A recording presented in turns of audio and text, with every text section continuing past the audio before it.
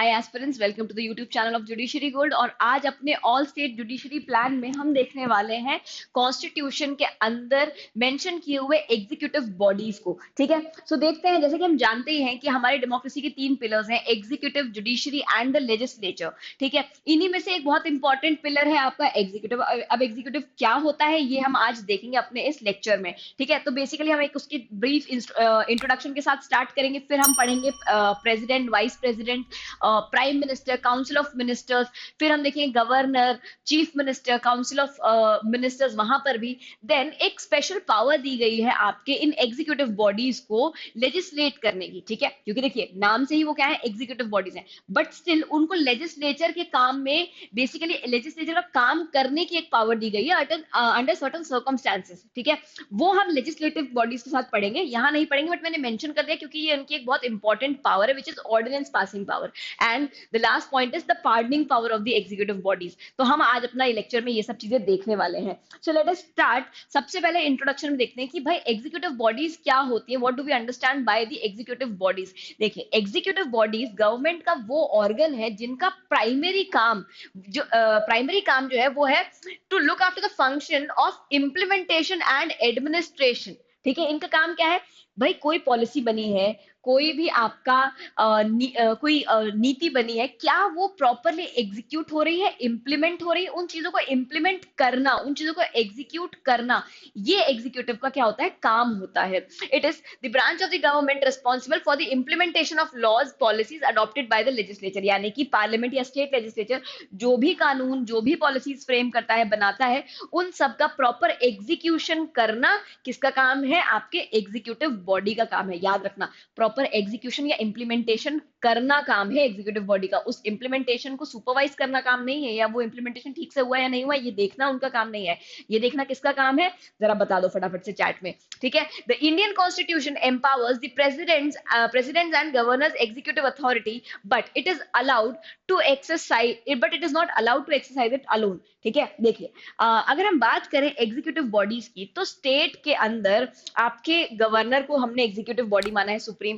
And आपके centre में हमने किसको एग्जीक्यूटिव माना है, सुप्रीम एग्जीक्यूटिव माना है आपके प्रेसिडेंट को। लेकिन क्या इन दोनों एग्जीक्यूटिव्स को अपनी पावर्स को सोलली यूज करना अलाउड है? कैन दे इंडिविजुअली और इंडिपेंडेंटली यूज देयर पावर्स? नहीं, ये एग्जीक्यूटिव भले ही हो, लेकिन इनके पास में पावर को यूज करना सोल पावर नहीं है इनका। ठीक है, यानी कि इनको क्या करना पड़ता है, they can not alone use the executive power, rather they have to consult with the council of ministers as well. Clear? चलिए आगे चलते हैं। अब हम देख लेते हैं एक बारी कि आपके एग्जीक्यूटिव बॉडीज जो है उनको बेसिकली दो पोर्शंस में डिवाइड किया गया है। एक है यूनियन एग्जीक्यूटिव, क्लियर, जो हम देखते हैं यहां पर अपने आर्टिकल 52 से। ठीक है, उसके बाद में है एक आपका स्टेट एग्जीक्यूटिव, जिसको हम पढ़ते हैं आर्टिकल 152 से। क्लियर? आर्टिकल 153 में आपका गवर्नर मेंशन है, बट 152 से ये पूरा का पूरा चैप्टर जो है स्टार्ट हो जाता है। क्लियर? नाउ अब यूनियन एग्जीक्यूटिव में कौन आता है, प्रेसिडेंट हो गए, प्राइम मिनिस्टर हो गए, एंड उनका काउंसिल ऑफ मिनिस्टर हो गए, ये आपके एग्जीक्यूटिव बॉडी में आते हैं। फिर साथ में अटॉर्नी जनरल को भी एग्जीक्यूटिव के पोर्शन में ही रखा है अंडर आर्टिकल 76, बट उनको भी हम यहाँ नहीं पढ़ के constitutional bodies and constitutional post के अंदर पढ़ेंगे। उसके बाद में स्टेट एग्जीक्यूटिव के अंदर गवर्नर आते हैं, चीफ मिनिस्टर आते हैं, आपके काउंसिल ऑफ मिनिस्टर्स आते हैं, advocate general of the state आते हैं। ठीक है, चलिए आगे बढ़ते हैं। मूविंग फॉरवर्ड, यूनियन एग्जीक्यूटिव में जैसे कि मैंने बताया, president as the head of the state, vice president, prime minister and council of ministers जो है रहते हैं।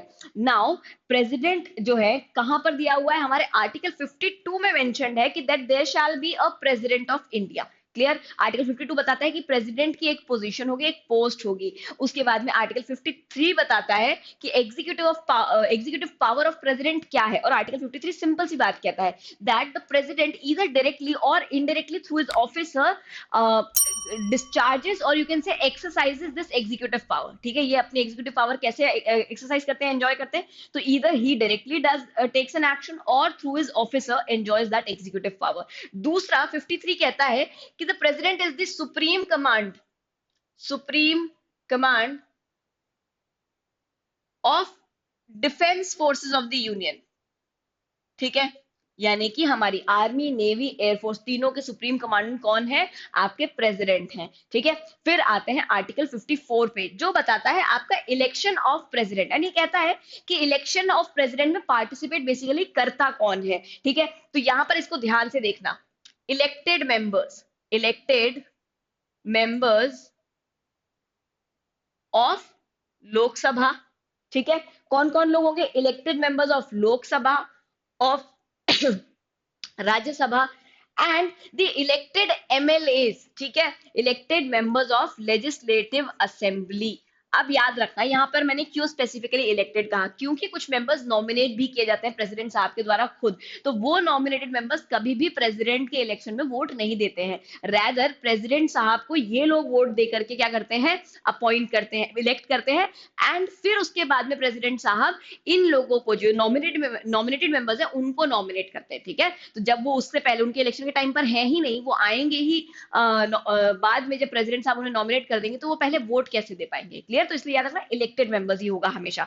उसके बाद में आपका आर्टिकल 55 बताता है मैनर ऑफ द इलेक्शन, कि भाई इलेक्शन का मैनर क्या होगा। तो यहाँ पर दो चीजें आपको ध्यान रखनी है। सिस्टम क्या फॉलो होता है यहाँ पर?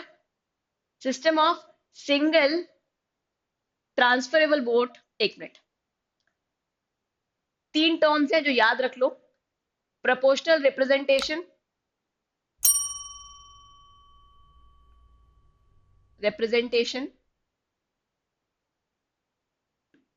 Single transferable vote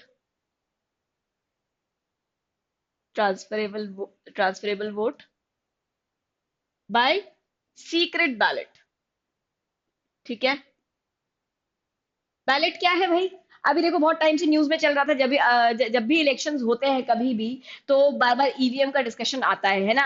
and opposition का हर बार कहना यही होता है कि भाई ईवीएम मशीन जो है वो कहीं ना कहीं क्या है, आपकी फॉर्ज करी हुई है, कहीं ना कहीं वो उसके साथ में छेड़खानी करी हुई है, ठीक है। तो आपने करना क्या है, आप बैलेट पेपर के थ्रू क्या करवाओ? वोटिंग करवाओ। बैलेट पेपर के थ्रू आप वोटिंग कराओ, क्योंकि उसके अंदर ऑल्ट्रेशन करना आपके लिए बड़ा मुश्किल हो जाएगा। ईवीएम के अंदर तो आपने मशीन के अंदर ही फॉल्ट किया हुआ है, ऐसा ऑपोजिशन का कहना है, ठीक है। तो अब बैलेट पेपर क्या होता है? सीक्रेट बैलेट एज इन कि एक पर्चा होता है, जैसे अगर आप लोगों ने, आप अगर यूनिवर्सिटीज में रहे हो, स्टेट यूनिवर्सिटीज में रहे हो, यानी कि गवर्नमेंट यूनिवर्सिटीज में रहे हो, तो आपने वोट डाला होगा, तो वहां पर क्या होता है, एक पेपर होता है, पेपर के ऊपर 4 नाम लिखे होते हैं, चारों नाम के आगे उनके सिंबल्स लिखे होते हैं, पार्टी के चिन्ह या उनके जो भी उनका उस साल का लोगो रहता है, या जो भी चिन्ह वो चुनते हैं, वो चिन्ह रहता है, और उसके ऊपर आपको स्टैंप लगाना होता है ना। यही होता है यहाँ पर। तो वो बैलेट पेपर है, उसको फॉर्ज कर पाना थोड़ा सा मुश्किल है, क्योंकि अगर मैं गई हूं और मैं अगर मान लीजिए कांग्रेस के हाथ के ऊपर स्टैंप लगा के आई हूं, तो वो वहीं रहने वाला है, उसको फॉर्ज नहीं कर पाएंगे। आप बैलेट पेपर सिर्फ गायब कर सकते हो, जैसा कि हमने देखा था छत्तीसगढ़, सॉरी, चंडीगढ़ के मेयर इलेक्शंस में करते हुए, वहां के इलेक्शन ऑफिसर को उन्होंने क्या किया था, उन्होंने बेसिकली यही करे थे कि कुछ बैलेट पेपर्स को वो स्ट्राइक ऑफ करके साइड हटा रहे थे, ठीक है। उनके साथ में कुछ तो भी टैंपरिंग करने की कोशिश कर रहे थे, जैसा कि सुप्रीम कोर्ट ने भी देखा, सुप्रीम कोर्ट ने ऑब्जर्व किया अपने उस वीडियो को देखते हुए, ठीक है। तो जो बैलेट पेपर है उसके थ्रू क्या होगा, टैंपरिंग का थोड़ा सा स्कोप कम हो जाता है, इसीलिए ऑपोजिशन चाहता है कि बैलेट पेपर के थ्रू वोटिंग हो। फिर उसी में सिस्टम में single transferable vote, proportional representation by single transferable vote है। तो ये एक फ्रेज है पूरा, यहां से लेकर के आगे सीक्रेट बैलेट तक, जो आपको याद रखना है, ये 3 शब्द आपको याद रखने, 3 फ्रेज आपको याद रखने इस पर्पज से। फिर आते हैं टर्म ऑफ प्रेसिडेंट। तो हम सब जानते हैं कितना टर्म है, 5 इयर्स का इनका टर्म रहता है, और अगर इन्हें रिजाइन देना है उसके पहले तो ये किसे दे सकते हैं, वाइस प्रेसिडेंट को अपना रेजिग्नेशन जो है ये एड्रेस करते हुए दे देते हैं, जो कि फर्दर जाकर के लोकसभा के स्पीकर को कम्युनिकेट करता है, ठीक है। यानी कि अगर मैं प्रेसिडेंट हूं तो मैं अपना रेजिग्नेशन दूंगी वाइस प्रेसिडेंट को, और वाइस प्रेसिडेंट उससे फर्दर जाकर के लोकसभा के स्पीकर को हैंड ओवर कर देंगे या कम्युनिकेट कर देंगे, ठीक है। अच्छा, इनका रिमूवल भी हो सकता है, टर्म तो है 5 साल का, लेकिन अगर उसके पहले ये चाहें तो रिजाइन कर सकते हैं, या फिर इनको निकाला भी जा सकता है। निकाला सिर्फ एक ग्राउंड पे जाएगा, which is the ground of constitution violation of the constitution basically, ठीक है। कि अगर इन्हें कभी भी संविधान का उल्लंघन किया, कभी वायलेट किया संविधान को, तो इनको निकाला भी जा सकता है, इनका इम्पीचमेंट किया जा सकता है, ठीक है। उस प्रोसेस को क्या कहते हैं, इम्पीचमेंट कहते हैं, जो मेंशन्ड है आपके आर्टिकल 61 में। और प्री के लिए यहाँ पर जितनी भी आर्टिकल्स लिखे हुए ये सब इंपॉर्टेंट है, लेकिन मेंस के लिए आपका ये बड़ा इंपॉर्टेंट है, क्लियर। तो इसको भी मैं आगे समझाऊंगी डिटेल में। फिर आते हैं क्वालिफिकेशन। फिर now who can be a president, qualification क्या होता है? सबसे पहले सिटीजन होना आवश्यक है आपका। दूसरा, कम से कम 35 वर्ष की आयु, ठीक है, कम से कम 35 इयर्स की एज होनी चाहिए। दूसरा, you should be eligible. The person who is who wants to be a president should be qualified to be elected as a member of Lok Sabha. ठीक है, क्या होने चाहिए? Qualified to be elected as a member of Lok Sabha. देखना शब्द use किया गया qualified, ना कि he should be a member of Lok Sabha. Member नहीं होने चाहिए आप लोकसभा के, आप क्वालिफाइड होने चाहिए कि आप लोकसभा के मेंबर बन सके, है ना. एक तो होता है कि भाई मेरे पास में लॉ की डिग्री है, so I am qualified to become an advocate, और दूसरा था कि मैं एडवोकेट हूँ. एडवोकेट में कब बनूंगी? जब मैं अपने आप को बार में रजिस्टर करा दूंगी, है ना. तो फर्क है दोनों में. वैसा ही फर्क यहाँ पर भी है कि आप क्वालिफाइड होने चाहिए लोकसभा का मेंबर बनने के लिए, लेकिन आप लोकसभा का मेंबर नहीं होने चाहिए. और अगर आप हैं लोकसभा मेंबर तो आपको वहां की अपनी मेंबरशिप छोड़नी पड़ेगी, तभी आप क्या बन पाएंगे? प्रेसिडेंट बन पाएंगे. चलिए आगे बढ़ते हैं. नाउ ओथ, ओथ कौन दिलाता है? आर्टिकल 60 के अंदर ओथ दी हुई है, और इनको सुप्रीम कोर्ट के चीफ जस्टिस ऑफ इंडिया, ठीक है, क्या करवाते हैं? ओथ दिलवाते हैं. और अगर चीफ जस्टिस ऑफ इंडिया किसी कारणवश अगर मौजूद नहीं है, तो जो भी सीनियर मोस्ट जज होंगे वो ओथ दिलवाएंगे. आगे बढ़ते हैं इम्पीचमेंट के ऊपर. ठीक है, अब इम्पीचमेंट प्रेसिडेंट का कैसे होता है? देखो, इम्पीचमेंट का मतलब कोई बहुत गहरा मतलब नहीं है. इम्पीचमेंट बड़ी सिंपल सी चीज है, एक प्रोसेस है रिमूवल का. लेकिन जब भी वो रिमूवल प्रेसिडेंट का होता है, तो जो शब्द हम यूज करते हैं उसे हम कहते हैं impeachment. Clear? Now what do we understand by impeachment? Firstly, it can only be done on the ground of violation of the constitution, यानी कि संविधान के उल्लंघन पे, संविधान को वायलेट करने के लिए ही सिर्फ आपको क्या किया सकता है? इम्पीच किया जा सकता है. अब चार्जेस कैसे प्रेफर करे जाएंगे? Charge shall be preferred bye either house, दोनों में से कोई भी हाउस, यानी कि लोकसभा, राज्यसभा. लोकसभा या राज्यसभा क्या कर सकते हैं? चार्ज प्रेफर कर सकते हैं. चार्ज प्रेफर मतलब आरोप लगा सकते हैं कि भाई प्रेसिडेंट साहब ने क्या कर दिया? संविधान का उल्लंघन कर दिया है. क्लियर? नाउ अगर no such charge shall be preferred unless, but क्या कहता है ये? सबसे पहली बात तो कि अगर लोकसभा को लगता है कि प्रेसिडेंट साहब ने गलती करी है, उन्हें संविधान का उल्लंघन किया, तो आप चार्ज प्रेफर कर सकते हो. सिमिलरली राज्यसभा को लगता है तो राज्यसभा प्रेफर कर सकते हैं. लेकिन दोनों में से कोई भी करे, सबसे पहले एक कंडीशन है. क्या कंडीशन है? The proposal to prefer such charge is contained in a resolution which has been moved after at least 14 days notice in writing, signed by not less than 1/4 members of the total number of members of that house, has given their intention to move the resolution. यानी कि अगर मान लीजिए कि मैं लोकसभा में member हूं, ठीक है, और मैं चाहती हूं कि हम प्रेसिडेंट साहब के अगेंस्ट चार्ज प्रेफर करें, उनके रिमूवल का, इम्पीचमेंट का. ठीक है, तो मुझे करना क्या है? मुझे सबसे पहले कम से कम एक नोटिस देना है सारे मेंबर्स को. ठीक है,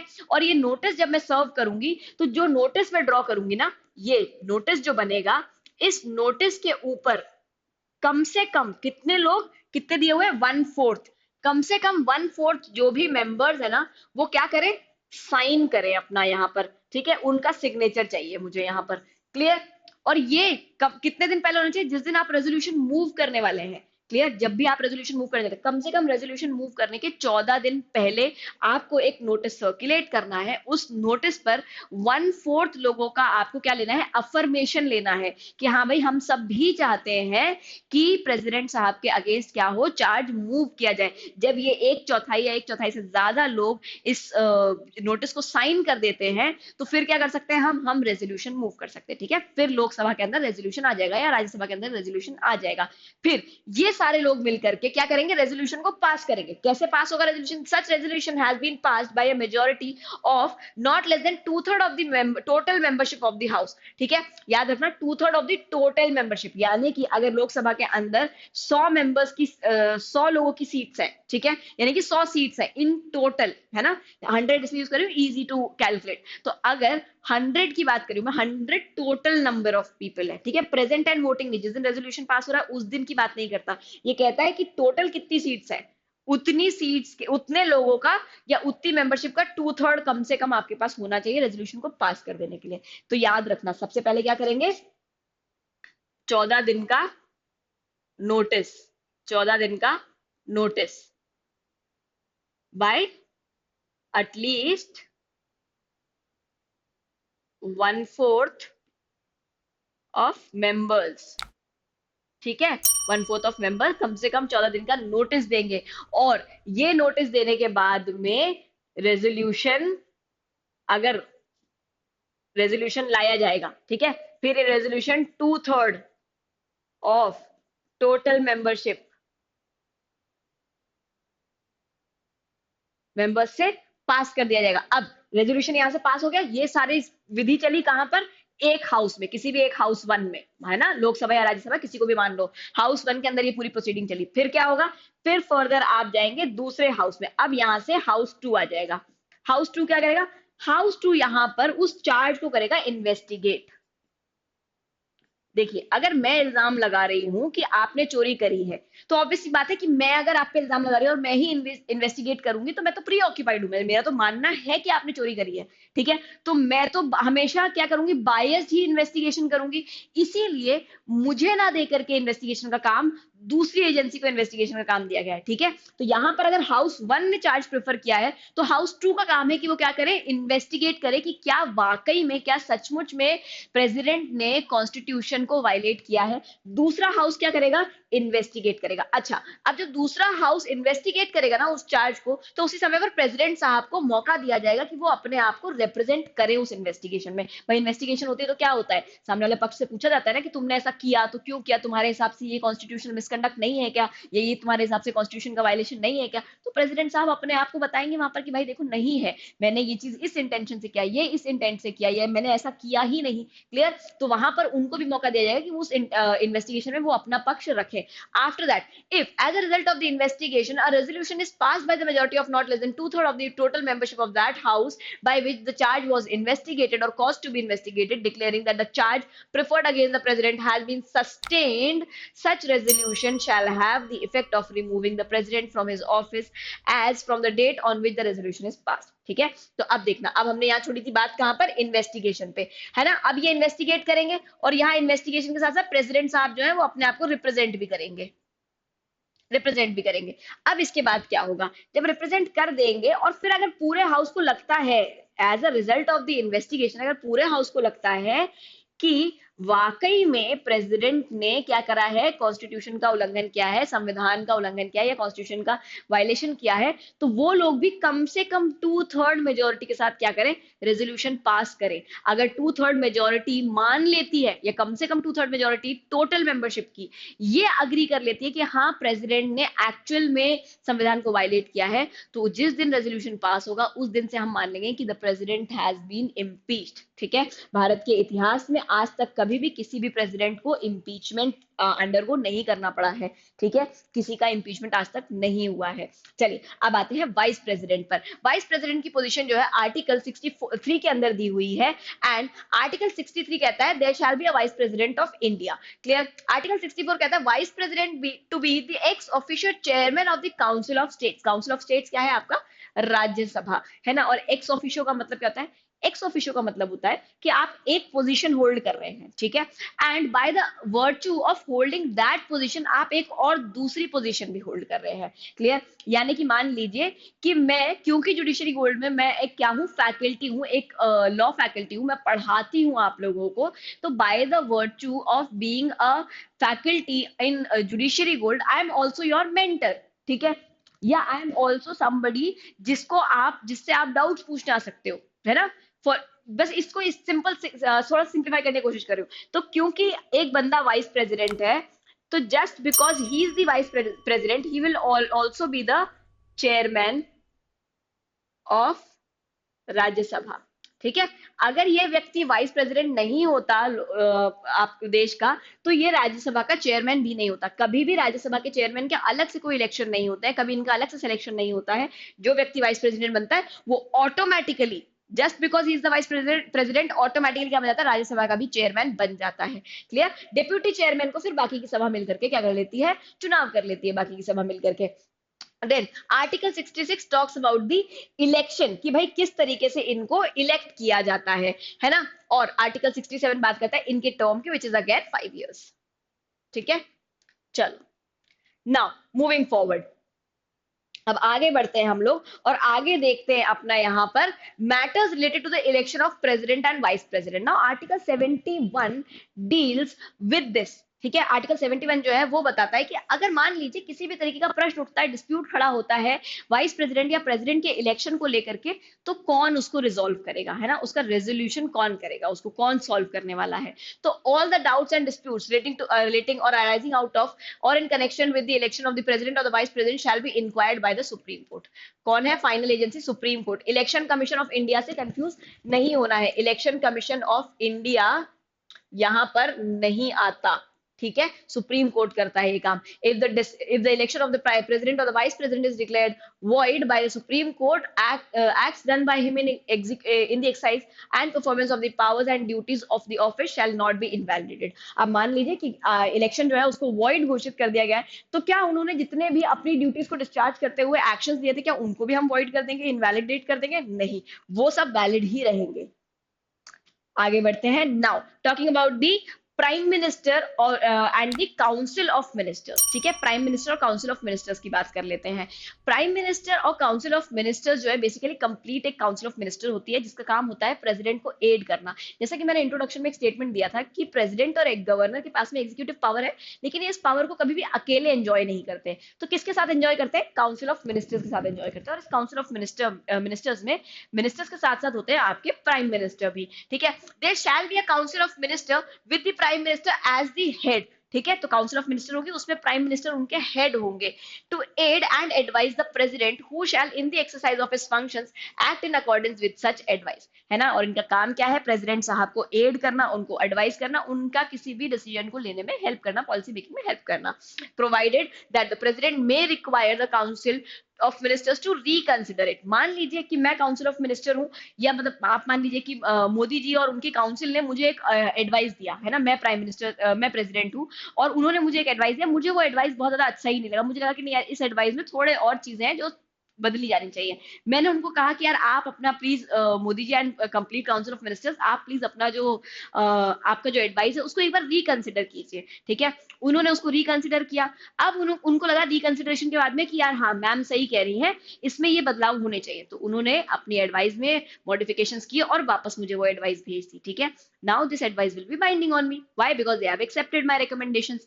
दूसरा सिनेरियो, मैंने मोदी जी को भेजा कि यार आपको ना थोड़ा सा इसको मॉडिफाई करना चाहिए। मोदी जी ने और उनके मंत्रिमंडल ने कह दिया कि नहीं मैडम, जो हमने कह दिया है वही होगा, आपकी बात तो हम नहीं सुन रहे, क्योंकि हमें लगता है कि हमारा पॉइंट ज्यादा सही है, ठीक है। और इन्होंने मुझे वापस वही की वही एडवाइस वापस भेज दी जो ओरिजिनली भेजी थी, जिसमें मैंने चेंजेस बोले थे करने के लिए, उन्होंने वो एडवाइस में चेंजेस नहीं करे और उन्होंने वापस मुझे पुरानी ही एडवाइस भेज दी, ठीक है। तो अब क्या मैं इस एडवाइस को रिजेक्ट कर सकती हूँ? नहीं। ईदर वे, एक बार मेरे पास एडवाइस आई, है ना, इस पैटर्न को देखना। काउंसिल ऑफ मिनिस्टर्स ने क्या दिया? एक एडवाइस दिया, क्लियर। ये एक एडवाइस दिया उन्होंने, किसको दिया? प्रेसिडेंट को। Now president can either accept it directly or send for reconsideration, send for reconsideration, है ना। अब एक्सेप्ट कर ले तो बहुत बढ़िया, अगर रिकंसिडरेशन के लिए भेज दिया तो या तो उनका रिकंसिडरेशन एक्सेप्ट हो सकता है ना, जो भी उन्होंने बात बोली या तो उसको एक्सेप्ट किया सकता है उनके ओपिनियन को, या फिर उनके ओपिनियन को रिजेक्ट कर दिया जा सकता है। लेकिन चाहे एक्सेप्ट करे या रिजेक्ट करे, जो एडवाइस फाइनली हमारे पास आएगी ना, मतलब फाइनली जो प्रेसिडेंट साहब के पास आएगी, वो प्रेसिडेंट को मतलब वापस से यहाँ पर एक्सेप्टेंस के बाद में या रिजेक्शन के बाद में वापस प्रेसिडेंट के पास में आएगी एडवाइस, है ना। और ये प्रेसिडेंट साहब जो है ना, वो इस एडवाइस से बाउंड हो जाएंगे। वो फिर ये नहीं कह सकते कि नहीं आपने अभी भी मेरे बताए हुए चेंजेस को नहीं अकोमोडेट किया और मुझे अभी भी लगता है कि आपकी बताई हुई नीति गलत है, इसे प्लीज रिकंसिडर कीजिए। नहीं रिकंसिडर करेंगे, एक बार कर लिया आपके लिए कंसिडर, अब नहीं, अब ये जो भी है वो आपके ऊपर, आप you are bound by that. Also it says the question whether any and if so what advice was tendered by the ministers to the president shall not be inquired into any court। किसी भी court के अंदर, law of court के अंदर क्या नहीं होगा, sorry court of law के अंदर क्या नहीं होगा, प्रेसिडेंट साहब को क्या एडवाइस दी गई है मंत्रिमंडल के द्वारा, उसे कभी भी उस पर सवाल नहीं उठा जाएगा, उसके बारे में पूछा नहीं जाएगा। क्लियर। आगे बढ़ेंगे, prime minister and council of ministers में देखेंगे हम article 75 which is a very important article, ठीक है, ये बहुत ही इंपॉर्टेंट आर्टिकल है क्योंकि इससे प्री का एक क्वेश्चन बनता है। Now other provisions as to ministers, the prime minister shall be appointed by the president, prime minister कौन अपॉइंट करता है, प्रेसिडेंट अपॉइंट करता है। अब आप लोगों ने देखा होगा अभी जनरल इलेक्शंस होंगे तो आप देखोगे कि नया प्राइम मिनिस्टर बनेंगे, है ना, और हो सकता है पुराने वाले ही वापस बन जाए प्राइम मिनिस्टर, जो भी जैसा भी होगा। तो जब नए प्राइम मिनिस्टर बनते हैं या जब भी प्राइम मिनिस्टर बनते हैं तो आप या हम में से कोई वोट डाले नहीं आता, हम चुनते हैं लोकसभा के मेंबर्स को, हम चुनते हैं मेंबर्स ऑफ लेजिस्लेटिव असेंबली को, ठीक है, यही लोग जाकर के आगे क्या करते हैं, प्रेसिडेंट को चुनते हैं, और उसके बाद में हमारे, इसलिए हम इसे क्या कहते हैं, इनडायरेक्ट इलेक्शन कहते हैं। वैसे ही प्राइम मिनिस्टर के साथ भी क्या होता है कि देखिए, जब जनरल इलेक्शंस होने वाले थे, जब लोकसभा इलेक्शंस होने वाले होते हैं, तो हर एक पार्टी एक चेहरे को क्या बनाती है, अपना हीरो बना देती है। जैसे कि पीएम मोदी जो है, जो एट प्रेजेंट पीएम मोदी है, वो है चेहरा इस साल भी बीजेपी के प्राइम मिनिस्टर, बीजेपी गवर्नमेंट के हीरो का, ठीक है, कि भाई अगर हम चुनाव जीतते हैं तो प्राइम मिनिस्टर साहब कौन बनेंगे, मोदी जी बनेंगे, क्लियर। और वैसे ही कांग्रेस जो है वो राहुल गांधी का चेहरा इतने सालों से लेकर के चल रही है और शायद इसलिए नहीं जीत पा रही है, खैर जो भी है रीजन। अब जो हम बोलते हैं ना हर बार कि प्राइम मिनिस्टर का चेहरा नहीं बदलना चाहते, वो लोग चेहरा नहीं बदलना चाहते, परिवारवाद में लगे हुए हैं, तो वो चेहरे की बात यहाँ पर ये है, ठीक है, कि आप एक व्यक्ति के चेहरे पे क्या करते हो, पूरा चुनाव लड़ते हो और लोकसभा में सीट्स आती है आपके पास में। अब मान लीजिए कि आप ऐसा मान के चलो कि इस बार कांग्रेस के पास में आ गया मेजोरिटी वोट, ठीक है, कांग्रेस हाउ एवर बहुत ना कम ज्यादा जैसी भी मार्जिन के साथ में जीत गई, ठीक है, इलेक्शन जीत गई, जनरल इलेक्शन इस बार लोकसभा के, और लोकसभा इलेक्शन जीतने के बाद में अब क्या करेगी, तो जो पार्टी है ना, जो पार्टी के पास मेजोरिटी वोट्स आए, अगर कोलिजन से आए हो जैसे भी आए हो, जिस भी पार्टी के पास में सबसे ज्यादा वोट्स आए होंगे, उसी पार्टी के मेंबर्स यानी कि कांग्रेस के ही मेंबर्स आपस में क्या करेंगे, सलाह मशवरा करेंगे और किसी एक व्यक्ति को अपनी पार्टी में से क्या बना देंगे, प्राइम मिनिस्टर बना देंगे। तो प्राइम मिनिस्टर के कभी भी इलेक्शन नहीं होते, प्राइम मिनिस्टर आपस में ही लोग अपने वार्तालाप से अपने जानते हैं कि कौन जननायक है ना, हर एक व्यक्ति जानता है कि किस पार्टी का कौन जननायक है और उस जननायक के चेहरे पर ही आपको मत मिला होता है, तो आप उस जननायक को उठा करके क्या बना देते हैं, प्राइम मिनिस्टर बना देते हैं। बीजेपी ने जैसे यहाँ पर इस बार मध्य प्रदेश के अंदर चीफ मिनिस्टर के चेहरे पर खड़ा किया था, मतलब चीफ मिनिस्टर का चेहरा लोगों ने तो यही इमेजिन किया था कि शिवराज सिंह होंगे, है ना, और शिवराज सिंह के चेहरे पर इलेक्शन जीता, लेकिन बना दिया किसी और को चीफ मिनिस्टर। तो जो हम ये चेहरे वाली बात करते हैं वो यही बात है, क्योंकि प्राइम मिनिस्टर का या चीफ मिनिस्टर का भी डायरेक्ट इलेक्शन नहीं होता है, इसमें हमारा कॉल नहीं होता है, हम सिर्फ पार्टी को चुनते हैं, पार्टी फिर अपने नेता को चुनती है, clear. Now it says that the total number of members, इनका अपॉइंटमेंट कौन, प्रेसिडेंट करेगा, है ना, और फिर प्रेसिडेंट और प्राइम मिनिस्टर मिलकर के काउंसिल ऑफ मिनिस्टर के बाकी सारे मिनिस्टर्स को क्या करते हैं, अपॉइंट करते हैं। Then the total number of ministers including the prime minister shall not exceed 15% of the house of people, यानी कि लोकसभा की जो टोटल मेंबरशिप है उसके 15% से ज्यादा काउंसिल ऑफ मिनिस्टर के अंदर लोग नहीं हो सकते। काउंसिल ऑफ मिनिस्टर जिसके अंदर प्राइम मिनिस्टर भी इंक्लूडेड है, वो कभी भी मंत्रिमंडल कभी भी 15% से ज्यादा नहीं होगा, किसके, लोकसभा के मेंबर्स से। फिर कहता है the minister shall hold office during the pleasure of the president, क्योंकि इनकी नियुक्ति या इनका अपॉइंटमेंट प्रेसिडेंट साहब ही करते हैं, तो ये प्लेजर ऑफ प्रेसिडेंट पे रहते हैं।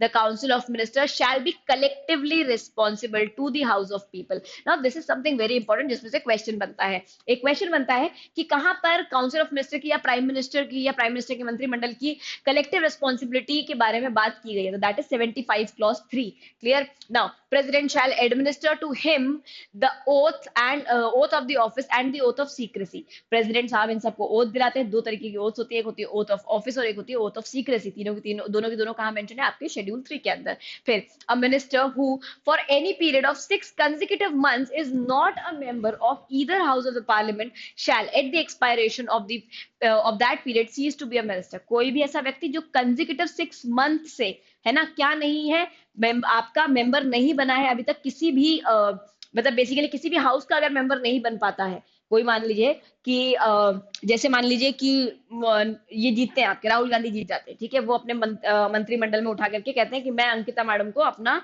जो है women and child development minister बनाना चाहता हूँ, एक्सटर्नल अफेयर, कुछ भी एक मिनिस्टर मुझे उठा करके बना दिया, ठीक है, उन्होंने, अब उन्होंने मुझे मिनिस्टर बना दिया, लेकिन मैं कहीं से भी असेंबली इलेक्शन जीती नहीं थी, मैं ना तो लोकसभा के मेंबर हूँ ना राज्यसभा के मेंबर हूँ, तो in that particular scenario with in 6 months, जिस दिन मुझे मिनिस्टर अपॉइंट किया है उस दिन से 6 महीने के अंदर अंदर उन्हें मुझे इलेक्शन जितवाना, इलेक्शन में खड़ा करना पड़ेगा और मुझे इलेक्शन जीतना पड़ेगा। अगर मैं इलेक्शन नहीं जीतती हूँ, यानी कि अगर 6 महीने के अंतराल में मैं राज्यसभा या लोकसभा की मेंबर नहीं बन पाती हूँ, मेंबरशिप नहीं हासिल कर पाती हूँ, तो इन दैट पर्टिकुलर सिनेरियो मेरी मिनिस्ट्री भी मेरे हाथ से चली जाएगी, क्लियर।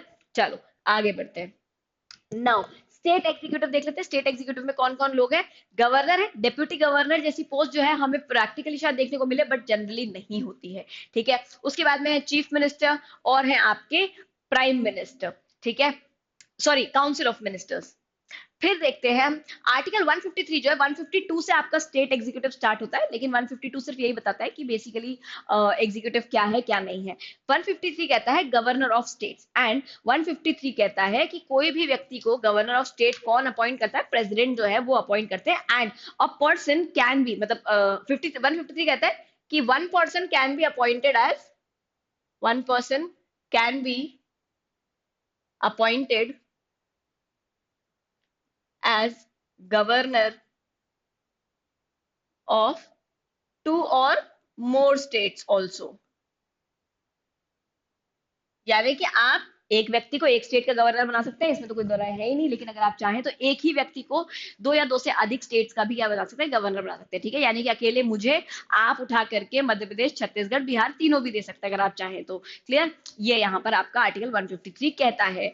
154 बताता है आपका एक executive power of the state. और executive power of the state क्या है? कुछ नहीं, बस गवर्नर के पास में सारी पावर्स होती हैं और गवर्नर जितना भी एग्जीक्यूटिव जो एक्शन लेने होते हैं गवर्नर लेता है स्टेट के बिहाफ पर। जितने भी है स्टेट के जितने एग्जीक्यूटिव डिसीजन है कौन लेगा? गवर्नर लेगा। 155 बताता है अपॉइंटमेंट ऑफ गवर्नर, ठीक है। अब अपॉइंटमेंट ऑफ गवर्नर करता कौन है? तो अपॉइंटमेंट ऑफ गवर्नर करते हैं प्रेसिडेंट। गवर्नर के वापस से कोई इलेक्शन नहीं होते, ना डायरेक्ट ना इनडायरेक्ट, ठीक है। प्रेसिडेंट करते हैं अंडर हिज हैंड एंड सी। यानी कि देखो गवर्नर बेसिकली ना सेंटर की गवर्नमेंट का ही एक एजेंट होता है जो कहाँ अपॉइंट किया जाता है? स्टेट के अंदर अपॉइंट किया जाता है। तो स्टेट के अंदर चाहे किसी की भी सरकार हो, लेकिन अगर सेंटर में बीजेपी की सरकार है तो गवर्नर जो होगा स्टेट के अंदर बहुत चांसेस है वो भी क्या हो? बीजेपी का ही हो, क्योंकि वो उन्हीं का एक बेसिकली आप कह सकते हो एक रिप्रेजेंटेटिव हो, उन्हीं का एक एजेंट है, उन्हीं की एक कठपुतली है, एक मैकेनिज्म है जो इधर से स्टेट की सारी चुगली उठा करके सेंटर में करते रहे पूरे टाइम, ठीक है। स्टेट में क्या सरकार प्लान कर रही है, क्योंकि हो सकता है ना स्टेट में सरकार कांग्रेस की हो, सेंटर में सरकार बीजेपी की हो, तो आपको इधर से कम्युनिकेशन पूरा क्लियर रखने के लिए ट्रैक जो है वो कौन करता है? गवर्नर करता है एक तरीके से। नाउ मूविंग फॉरवर्ड, 156 बताता है term of the office of governor, है ना। तो क्या है? फर्स्टली तो टर्म है कितनी? 5 years at pleasure of president. या अपना जो ऑफिस है वो सर्व करते हैं, और रिजाइन भी किसे करते हैं? प्रेसिडेंट को ही रिजाइन करते हैं, क्योंकि अपॉइंट इन्हें प्रेसिडेंट ने किया है तो ये रेजिग्नेशन भी प्रेसिडेंट को ही देते हैं। और 159 बताता है ओथ्स एंड अफर्मेशंस, और कौन इन्हें ओथ दिलाता है? Chief justice of the high court, ठीक है। Chief justice of high court इनको ओथ दिलवाते हैं। ये आपका यहाँ पर होता है गवर्नर वाला पोर्शन खत्म, और आगे चलते हैं। नाउ मूविंग फॉरवर्ड, देखिए एक पॉइंट मुझसे यहाँ पर मिस हो गया है क्वालिफिकेशन का, ठीक है। इनका क्वालिफिकेशन भी मैं बता देती हूँ आप लोग को। क्वालिफिकेशन क्या है गवर्नर का? तो क्वालिफिकेशन के दो ही क्वालिफिकेशन इनके, एक तो सिटीजन, दूसरा आपके 35 years ऑफ एज, ठीक है। ये इनका क्वालिफिकेशन है, ठीक है। Now moving forward, chief minister and council of ministers. Article 163 बताता है council of ministers to aid and advice the governor, there shall be a council of ministers. जैसे सेंटर में काउंसिल ऑफ मिनिस्टर था president को advice करने के लिए, वैसे ही स्टेट में भी काउंसिल ऑफ मिनिस्टर्स होता है जिसको हेड कर जाए, जिसको लीड करते हैं चीफ मिनिस्टर। और चीफ मिनिस्टर और उनका काउंसिल मिलकर के क्या करते हैं? एड और एडवाइस करते हैं आपके गवर्नर को, ठीक है। Now if any question arises whether any matter is or is not a matter as respects with the governor is by or under this constitution required to act in his discretion, the decision of the governor in his discretion shall be final, ठीक है। अब देखना यहाँ पर एक छोटा सा आप इस चीज को पकड़ने की कोशिश करना, ठीक है। देखिए स्टेट के अंदर सरकार है, मान लो स्टेट में गवर्नमेंट है कांग्रेस की, ठीक है। सेंटर में गवर्नमेंट है बीजेपी की, क्लियर। तो स्टेट के अंदर जो गवर्नर बैठा होगा वो कौन होगा? अभी पिछली जगह पे मैंने बताया वो बेसिकली एजेंट ऑफ सेंटर है, तो वो एजेंट ऑफ इनडायरेक्टली बीजेपी है, ठीक है। अब यहां पर अगर कांग्रेस की गवर्नमेंट है भी, तो कांग्रेस, क्योंकि गवर्नमेंट कांग्रेस की है, तो काउंसिल ऑफ मिनिस्टर और चीफ मिनिस्टर किसका होगा? वो कांग्रेस का होगा, है ना। और इन कांग्रेस के काउंसिल ऑफ मिनिस्टर्स के एडवाइस पर बीजेपी के गवर्नर को काम करना पड़ेगा, क्लियर। तो आप समझ रहे हो कि बहुत सारे डिसीजन जो है किसको, गवर्नर को, भले ही, अच्छा यहाँ पर इसके पीछे रीजन यही है कि रैशनैलिटी रह पाए, क्योंकि अगर ये व्यक्ति क्या है, रिप्रेजेंटेटिव है बेसिकली, या एजेंट है सेंटर का या बीजेपी का, सेंट्रल गवर्नमेंट का, तो ये व्यक्ति के पास हाथ में अगर आप सोल डिस्क्रिप्शन दे दोगे तो ये क्या कर सकता है, एक्सप्लॉइट होने के चांसेस है। भाई स्टेट में किसी भी सरकार हो, अगर सेंटर में दूसरे पार्टी की सरकार है तो वो दूसरी पार्टी की सरकार इस सरकार को क्या करेंगे, सैबोटाज करने की कोशिश करेगी। क्लियर? तो इसलिए आपने कहा था कि काउंसिल ऑफ मिनिस्टर्स के एडवाइस पे काम करें, और काउंसिल ऑफ मिनिस्टर्स हमेशा उसी गवर्नमेंट का होगा जो स्टेट में है। क्लियर? लेकिन अब यहाँ प्रोविजन देखना, now as a matter respects which the governor is by or under the constitution required to act in his discretion, the decision of the governor in this discretion shall be final। अब यहाँ पर एक line add कर दी है कि देखिए वैसे तो गवर्नर किसके डिस्क्रिप्शन पे काम करेगा, आपके एड एंड एडवाइस पे काम करेगा, काउंसिल ऑफ मिनिस्टर्स के, ठीक है, जो कि किसी और सरकार की भी हो सकती है। लेकिन अगर कहीं पर ऐसा लगता है गवर्नर को कि वो अपने डिस्क्रिप्शन पे काम कर सकता है, तो कौन से ऐसे मैटर्स हैं जिन पे वो अपने डिस्क्रिप्शन पे काम करेगा या अपनी इच्छा अनुसार काम करेगा, बिना एड एंड एडवाइस के काम करेगा, तो वो कौन डिसाइड करेगा, वो गवर्नर खुद ही डिसाइड करेगा। यानी कि अगर मैं गवर्नर हूं और मेरा मन है एक सर्टन काम करने का, ठीक है, और मेरी काउंसिल मुझे अलाउ नहीं कर रही वो काम करना, तो मैं कहती हूँ कि भाई संविधान के अनुसार ये काम करने की मुझे आज्ञा है, इस काम को करने के लिए मैं अपना खुद का डिसीजन यूज कर सकती हूँ, है ना, मैं खुद का डिस्क्रिप्शन यूज कर सकती हूँ। अब क्वेश्चन उठता है कि क्या एक्चुअल में मेरा डिस्क्रिप्शन बनता है या नहीं बनता, तो मेरा डिस्क्रिप्शन बनता है या नहीं बनता ये डिसाइड करने की भी अथॉरिटी मेरे पास ही है, तो ऑब्वियसली बात है मैं मेरा ही डिस्क्रिप्शन यूज करूंगी, है ना। So this is how it's a little you can say tricky, ठीक है।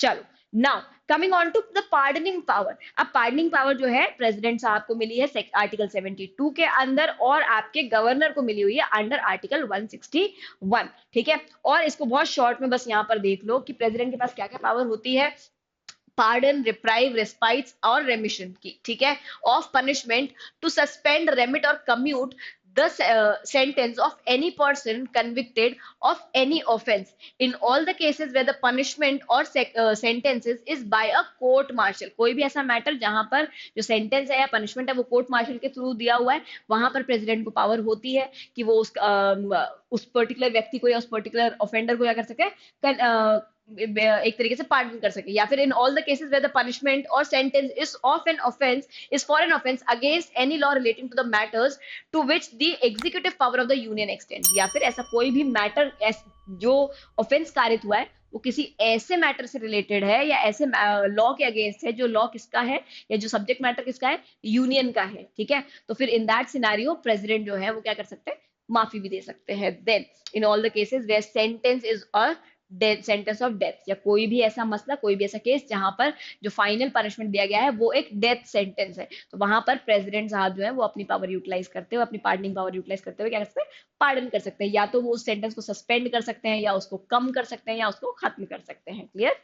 चलो now similar is the power of the governor also। एक बार पढ़ लेते हैं फटाफट से। the governor of the state shall have the power to grant pardon, reprieve, respites or remissions of punishment or suspend, remit or commute the sentences of any person convicted for of any offense against any law relating to a matter to which the executive power of the state extends। ठीक है, ऐसी कोई भी power, ऐसा कोई भी subject matter जिसके against executive power of the state x tends, तो वहां पर उस लॉ से रिलेटेड या उस मसले के ऊपर गवर्नर जो है क्या कर सकते हैं, पार्डन दे सकते हैं उस व्यक्ति को। एंड इसी के साथ में आपका स्टेट एग्जीक्यूटिव जो है वो खत्म होता है। अब बचता है इसमें से एक ऑर्डिनेंस पावर, वो मैं आपको बताऊंगी लेजिस्लेचर के साथ में, ठीक है।